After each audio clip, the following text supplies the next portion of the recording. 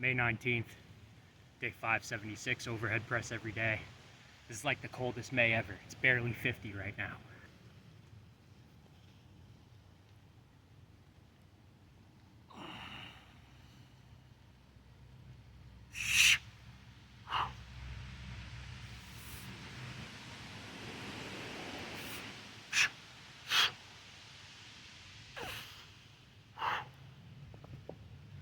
And now it's press every day.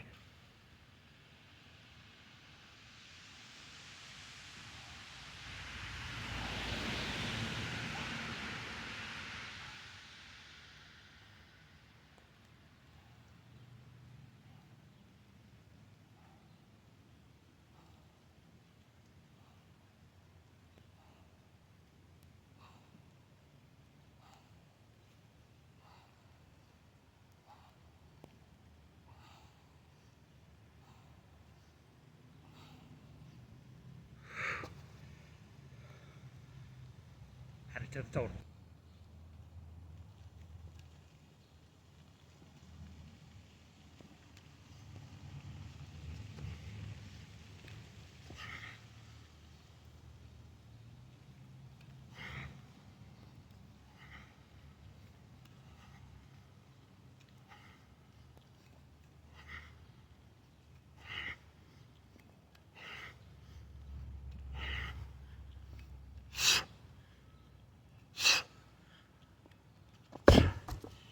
That was a reps PR.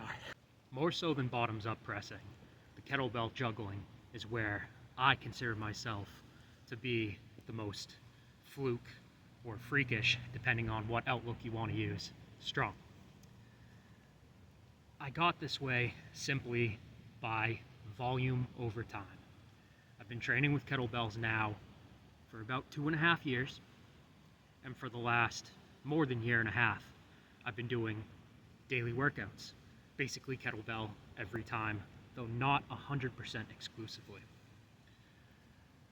The weak link in kettlebell juggling is your wrist tendon and your bicep tendon. These are what take the strain the most when you're catching the bell mid-flight. You need your wrist tendon and your bicep tendon to be strong. That's a process you can't rush, but the way you build them up, the process to have that necessary tendon strength, is lots of reps, lots of volume over anywhere from a fairly to a very long time frame. I wouldn't mess with kettlebell juggling as a man until you're borderline comfortable one arm swinging with 32. My experience was that I was comfortable flipping a 16 and a 20 just before I was comfortable one arm swinging the 32 kilo bell. So that's a rough guideline.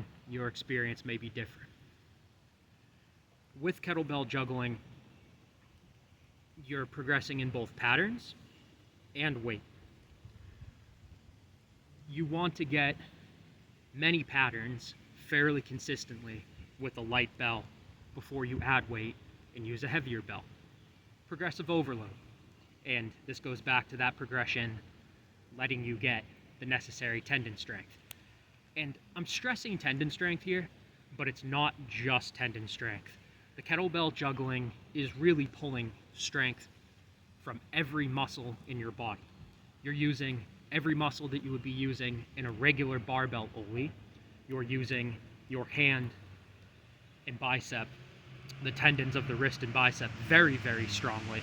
But you're using calves, glutes, hamstrings. One that I feel pretty often, which is funny, considering it's one of my strongest things, I feel a lot of oblique in the heavier kettlebell juggling. And I've said this many, many times before. The first pattern, the easiest one physically, maybe not the first pattern you get, but the easiest one physically is that one I was just doing, where you're basically high pulling the bell and then pushing it forward to get that handle to flip away from you and then making the catch. The hardest one physically is flicking the wrist back like that. and then making the catch. That one requires a lot more wrist strength. I'm not talking the tendons here, I'm actually talking the muscular strength of the forearms and your ability to backwards curl the wrist. Like everything in physical training, you train with progressive overload, and that progressive overload isn't just 5 pounds on a barbell going up over time. Progressive overload is anything getting better in some measurable capacity, even if 80% of my training history I never logged. Back to lifting.